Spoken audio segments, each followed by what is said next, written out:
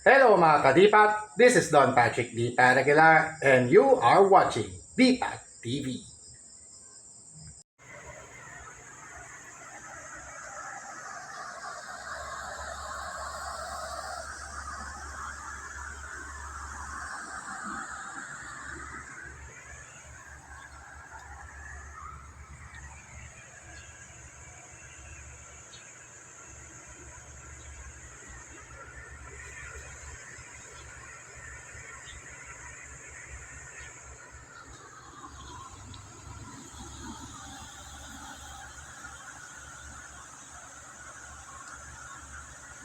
Yosh. Hello mga kadipat, Don Patrick D. Paraguilar here for another random video log here on DTL Random Vlogs. The fourth. So this is actually the fourth video log that I'm going to make a content of what we are about to make some content. It's going to be parts on array of tune-up parts for a revival of my SpeedTech fleet actually. Both SpeedTech and VMAX fleet or X-Top fleet actually. So mga kadipat, para matutukan po natin ang ating talakayan for today's edition of DTL Random Vlogs number 39 in our playlist on Dipat TV YouTube channel. Yan. Of course, before we proceed, I would like to invite everyone. I cordially invite everyone to please like, follow, share, and subscribe to all of my social media platforms. It's Dipat's Tamiya League, Dipat Aguilar, and An Evening with Dipat Aguilar on Facebook, at Dipat Tamiya League on TikTok, and Dipat TV Don Patrick Aguilar on YouTube. So mga kadipat, pag-break natin, po-proceed po tayo kagad kung ano po yung ating itatalakayin for today's edition of DTL Random Vlogs.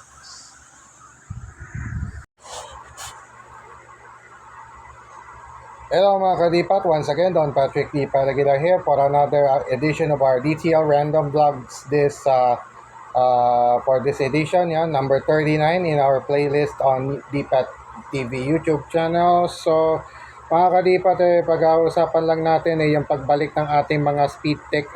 I-restore ko lang yung mga SpeedTech na yung ilan sa aking mga SpeedTech cars. Kagaya nitong mga apat na gun blasters na ito. First up, we have here Pyramidas. Ito nga po, itong si Pyramidas. Yung isa sa mga winningest, one of the winningest cars that I have right now. Yun nga lang, gumagamit lang siya ng mga copy part at ibang mga the Fighting Black and Gold, itong Pyramidas. Yan nga yung yung isa sa mga bubuhayin kong muli na SpeedTech. Yung na-suspend lang nung nakaraang taon dahil sunod-sunod yung mga talo niya. So nagkasunod-sunod yung mga talo niya matapos sa makapasok nung second nung nakaraan kasi nalaspag yung yung hollow propeller. Pero ma-address na rin po natin for this edition. So, yan yung isa sa mga tawag dito, gagawa ng ating content for today's edition. The next one, we have here Mojito, the comebacking Mojito, the same as my color, jewelry dress, which is blue. Ayan, kapareho ng aking blue dress. Yan nga po, itong si Mojito, magbabalik action na nga po for DTL. At yan nga po, na natin. Gagamitin na natin siya for may isasali na rin natin siya sa mga SpeedTech races kung sakali mang may mga SpeedTech races. Hopefully nga yung nakakwento natin. Shout out pala first before we proceed. Before we continue, rather, I would like to make shout out to I would like to give a shout out to Mr. Jervis Roses. Yan kay Jervis Roses, muli maraming salamat sa mga yung mga iba-vlog po na inyo pong lingkod na mga pyesa na ipapakita ko dito later on. Sa kanya ko nakakuha yung mga tsaka sa mga donations, ilan sa mga donations na yung binigay. Yan, maraming salamat. Yan, of course gagamitin ko yung mga yung mga motor na yan. Paniguradong pang SpeedTech na yun, lalo na yung mga sprint. Yan, kakailanganin ko talaga yan, definitely. Yung mga power, bahala na ako. Optional na lang siguro. Tingnan na lang natin sa mga susunod na karera. Tingnan natin ang magagamit ko nito. Alright. So, itong sina Pyramidas at Mojito, yung dalawa sa aking mga i-represent for SpeedTech races alongside Magmar. Ito nga, itong si Magmar. Yung sa ngayon, yung siya na lang yung natitirang MS chassis car na meron ako, itong si Magmar. Makakasama niya ulit si Savannah. Yung Savannah ko naman, ibabalik ko na siya sa BS chassis. BS, MA rather. Sa MA chassis rather. Pro Series pa rin pero MA na siya. From MS, magiging MA ulit. Yung natira ko na na MA red, reinforced chassis red, PC Abs MA red. Yun ang ilalagay ko sa Savannah Leo alongside white A parts at saka ayan. So either black or white na A part ang ilalagay ko doon. Doon ko na ilalagay yung Savannah. Mare-revive din siya as racing car din kasama nitong tatlong nandito na Speed Tech. So pinapakilala ko na yung mga Speed Tech. At itong mga beneficiary pa natin dalawa pa, itong dalawang gun blaster ko, si BIK or Blue Ice King at ito si Green Penoy. Ito puro mga green naman ang rollers dito at green lock nut. Ito naman silver lahat, pati lock nut at saka ito magdaragdag pa ako nito yung roller na to tsaka yung mga lock nuts ng iba. So itong mga limang to ang ang akin mga bubuin na Speed Tech with the parts that I have purchased for today's edition of DTR Random Vlogs. So without further ado, it's now time to reveal them one by one. And here we go. Alright, so right away, we'll proceed. First up, we have here, random selection na to. So bahala na ako mapulot ko dito sa sa side kong to, no. So first up, we have here this. Again, thanks so much to Mr. Jervis Roses of TNR Kabuki. Kasamahan din natin niya sa United TNR or Tamiya North Racers. Ang Tamiya North Racers consisting of the Ilocanja region, particularly Pangasinan, and majority of them Pangasinan, La Union, Tarlac, and TNR po yan. Tsaka rin, Pangasinan, that also included yung particularly Mangaldan, Mapandan, Ordanera, myself being the lone representative so far for the city of Ordanera. Yan, shoutout din pala, belated happy birthday yesterday pala. Today is February 21, 2025. Ano po ngayon? Blackjack Friday. So mamaya, an evening with Deepa Tagilar po tayo. By the way, belated happy birthday yesterday to our beloved mayor, sa ating butihing alkalde ng lungsod ng Urdaneta na si Ginoong Rami Paraino. Also to one of the kagawads of Barangay Camantiles, Jepong J. Peralta. Kay kagawad J. Peralta na butiing asawa ni Gigi Katunggal Peralta na dati kong kaklase sa high school yan. Belated happy birthday yesterday. Also to Mayor Rami Paraino. Yan. Alright. So the first one to reveal for our latest for our edition here on DCL Random Vlogs. First up, we have these rollers. Actually, nanggaling ito sa itong apat na roller na to. Galing to sa 15464 item number, which is the high grade 19mm ringless aluminum ball roller. It's obvious that these rollers don't have O-ring slots. Wala po silang O-ring slot at saka medyo nakaslant pa yan. This is an all Tamiya item. All Tamiya items itong mga to from 15464. A couple of partners, dalawang pares or two pairs of rollers na particularly sa rear section ng auto na nilalagay. Basta yung mga 19 madalasan sa likod nilalagay or pwede rin sa harap if you want. Pag mga open class, pwede nyo lang ilagay sa harap. Tapos puro mga 19 na ganito rin, okay lang. Pagdating sa mga open class. So, either Speedtech or BMAX ko to gagamitin. So, inaantay ko ngayon kung baka next month ko mabalikan yung Strato. If ever, yan. Again, shoutout to Jervis Roses yan. Babalikan ko soon yung next month. Babalikan ko talaga yung mga Strato. Or, o baka earlier than baka either next month first half or second half, basta next month, basta March babalikan ko yun. Kung magkaroon ng chance na makakuha, sige, gagawin ko na Speedtech tsaka BMAX yung Strato. Babalik ko yung dating Speedtech na isinali ko na, napakaraming panalo na binigay sa akin, so ibabalik ko yun if ever, no? para may karagdagang option ako for BMAX, especially yung sina Scarlett at Ryuki, madagdagan ng iba pa. Okay. So the first item is itong mga 90mm ringless aluminum rollers na to, na from 15464. Next up, we have here the stainless steel screw sets, 15, 20, 25, and 30mm in length with an item number 15508. Once again, this is 15508. Itong item number nitong stainless steel screw set. Talagang lahat ng BMAX at Speedtech makikinabang po dito sa mga screw set, sa mga screws na ito, para mapalitan yung mga bago or maglagay ng mga panibagong set ng mga roller. Particularly itong Blue Ice King, pag bumili ako ng CFM na bagong set na CFM, doon ko na ilalagay mismo ito. Mag-all thumbs siya ulit. Actually, itong si Mojito, yung katabi niya, ano rin yan, all thumbs na rin naman. At I'm just lazy to play. Hindi ko lang maisali dahil nga po sa commitment ng inyo pong lingkod sa pagiging caregiver sa aking ama. Ayan. So, ayan, again, to our beloved father, Demetrius Brito Aguilar, of course. Walang ibang hinihiling ang inyong bunsong anak na si Dipat Aguilar na yung manatili po kayong safe at healthy no matter what the crisis. Yan.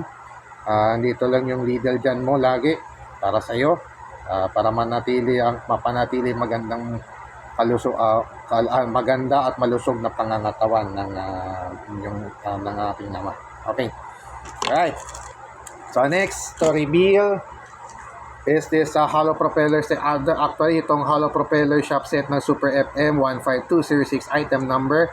Again, this is 15206. Ang hollow propeller shop design for Super FM chassis, particularly sa CFM, of course, sa mga Speedtech at BMAX na FM. Idaragdag ko to. Parang karagdagang emergency part just in case. Next up, we have here the gears, 4:1 gears from 15236. Itong mga gears na to, itong black and green gears. Nalaglag ko, sorry. Yan, yung mga black counter gears, G14 counter gears na nandito. Yan, ilalad ko na lang po.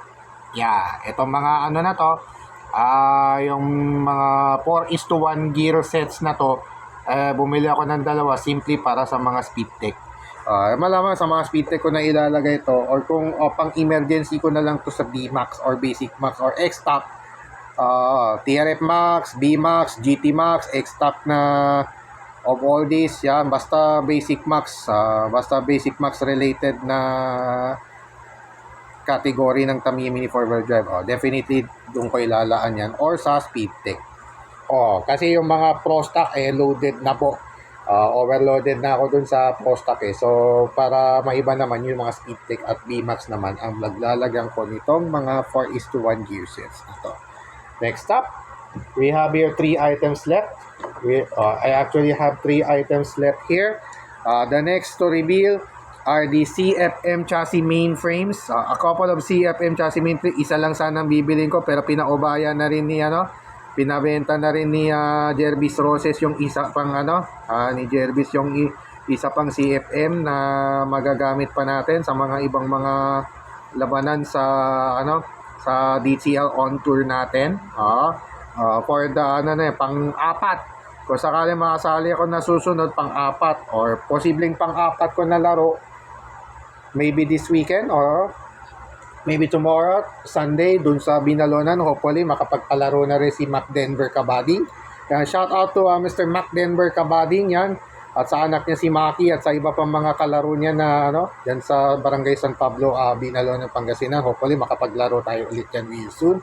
Maybe this weekend, kahit fundraise man lang, basta for the love of the game, for the love of the sport, sige, laro lang tayo. Ganun lang Alright, so next review, yun na nga po, itong mga karagdagang mga CFM main frames, CFM chassis main frames, of course, PACF or polyacetylene carbon fiber ang gawa itong mga na to. I don't know lang ngayon kung ano siya.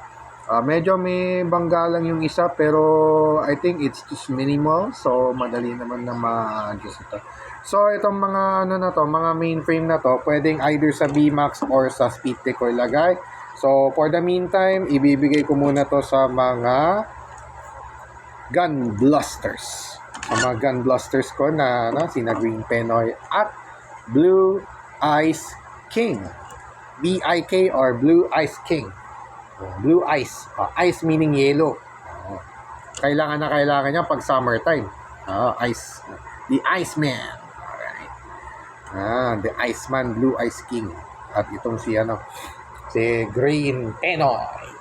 Green Penoy kasi yung balot Penoy talagang associated dito sa atin yan sa Pilipinas eh. One of the best delicacies ng Pilipinas ay balot. Balot Penoy, balot sa puti, Penoy. Kasi itong Gun Blaster Green Penoy na to from Gun Blaster Philippines edition kasi ito. So nag-isip lang ako ng isang kahit isang bagay na associated talaga dito sa bansang Pilipinas at yun ay yung Penoy o balot Penoy. Kaya kinawag ko tong Green Penoy. Itong Blue Ice King definitely dahil nga siya blue metallic. Ganun lang kasimple. Queen Mama Merch dati pero ginawa ko na lang siyang Blue Ice King para barako ang dating. Kasi most of these kasi puro lalaki yung mga pangalang lalaki yung Gun Blaster. Yung code names when it comes to code names actually. Pyramidas yan from the Zio Ultra Zord yan, yung Green Penoy, inisip ko lang yan. Pero Blue Ice Kings, inisip ko lang din yan. Yung Mojito from a variant o isang alak, isang variant ng alak naman yung Mojito. Isang cocktail, sabihin na natin alcoholic cocktail na kasi meron din fruit cocktail. Fruit cocktail madalas nila ginagawang fruit salad, macaroni salad, ganyan, di ba? So itong Mojito from an alcoholic cocktail. May halong alak, yung Mojito. Alright. The penultimate item to be revealed here is FRP mount plate set, the standard, the classic FRP plates, particularly in front or in rear or in anywhere you want to install these FRP mount plate set 15150, one of the old school parts which is still being used for any modified Tamiya Mini forward drive category, whether in T-Max Stock Advance, Speedtech, Basic Max, yan, ginagamit pa rin hanggang ngayon itong old school part na to, item number 15150 FRP mount plate set. Of course, itong FRP mount plate set na to, kahit sino sa mga Gun Blaster, bahala na ako kung kanino ko ikakabit. So, it's up to Pat Aguilar now kung kanino ko ikakabit itong mga FRP mount plates. And finally, but definitely not the least, is this pair of 13mm aluminum ball race rollers ringless, particularly in front or in rear of the car, with an item number of 15437. Again, this is 15437, the 13mm ringless aluminum ball race rollers. At yun nga pa, ilalagay ko lang to doon sa kay Ryuki. Ito yung magiging bagong roller ni Ryuki, bale. Kung sakali mang wala pa yung 17mm. Kung wala pa ako makuha 17mm, for the meantime, ito muna yung gagamitin ko. Or sa Strato Vector, bahala na ako ngayon kung sa anong rear mount, kaninong rear section ko ikakabit itong 30mm aluminum ball. Mangungulekta na. So, isang pair na lang ang kailangan ko. I-kompletoin ko lang yung 4 set, yung 4 pairs max na roller per roller, 30mm 4, 90mm 4, 70mm 4, ganyan. So, ganun talagang nililimit ko na para minus gastos. O yung slimline mass damper, isang set na lang kailangan ko doon. Yung burger damper, tapos na, okay na ako doon. Yung side mass AR, 3 pa, mga ganyan. 4 kada tune-up part, ganun yung ginagawa ko. So, para menos gastos. Tsaka, hindi ko naman kailangan maraming kotse sa Tamiya Mini forward drive, definitely. Especially ngayon na sumasali na tayo sa mga international events. Yon, kagaya nga doon sa T-Max, sa Tamiya Japan Cup, mga J-Cup, Brickyard, hindi natin kailangan na sa Brickyard talaga, at least kahit isa o dalawang kotse lang dala mo, walang problema, ayos lang sa kanila yon. Kahit isang kotse lang ilaban mo, walang problema yon. Ang ticketing system naman yun anyway, so it's alright na meron kang at least one car man lang na pangkarera sa mga, especially kung all times ang laro mo, kagaya nitong si Ryuki na isang all Tamiya part cars. All Tamiya part car for B-Max category. Sayang nga lang na nabasagan lang ako dito eh. Ito yung nasiraan na auto sa akin nung Mapandan. Dito lang siya nasira. Nag-crack, bumigay. So, buti na lang nga, meron pa ako nabili na VC chassis red 95630 or 95630 yung item number ng VC chassis red. Yung nabili ko sa Brickyard Bertis North, nakatapat ng VMMC o yung Veterans Memorial Medical Center kung saan nga na hospital yung aking ama. Yan, doon ako napadpad. Buti na lang nga, pag may pinabili sa akin nga gamot yung mga doktor o doktora doon sa ospital, siyempre may mga ibang gamot na hindi available sa butika, sa pharma nila, lalabas ako, yun yung pinaka doon, either sa Mercury Trinoma or sa Watson's Bertis North. Yung Watson's Bertis North pala, ang katapat niya, the Brickyard na pala. So, yun. Kaya nakarami rin akong bili ng Tamiya doon. Napakinabangan tuloy yung mga naipon ko sa bangko. Alright. So, yan. Yung malamang yung huling item na pinakita ko para dito. Ryuki. Ngayon, yung luma na dinonate lang ni Kuya Eric Bermachea. Ayan, shout out to Mr. Eric Bermachea. Yan, to Sir Beats de Guzman, to Abs Moyano, Raymond Peren, Michael Dacanay, to Engineer Dax Dacanay, yan, kay Boss Jem Abulensya, at sa lahat ng mga Mangaldan Speed Tech Racers at sa iba pa mga nakakalaro natin sa Speed Tech, yan, shoutout sa inyo. Of course, syempre, shoutout ko na rin sina Art Paragas, Lyndon Pereras, RJ Peronce, Jervis Roses, at sa iba pang mga Tiner Kabuki Squad, at sa Team Malasiki rin, kina Junior Prudencio, at kay Vince Dominic, at sa iba pa, kay Matt, doon sa seatmate ko na si Matt, yan, shoutout sa inyo, Malasiki Racers, hope to see you soon. Of course, pag may mga malalapit na racing, dadayo ako ulit, real soon. So, kita-kits sa leg 2. Kita-kits sa leg 2. Alright. So this will close out ang ating mga item reveal for today's edition of DTR Random Vlog. So, alam na natin kung kanina yun.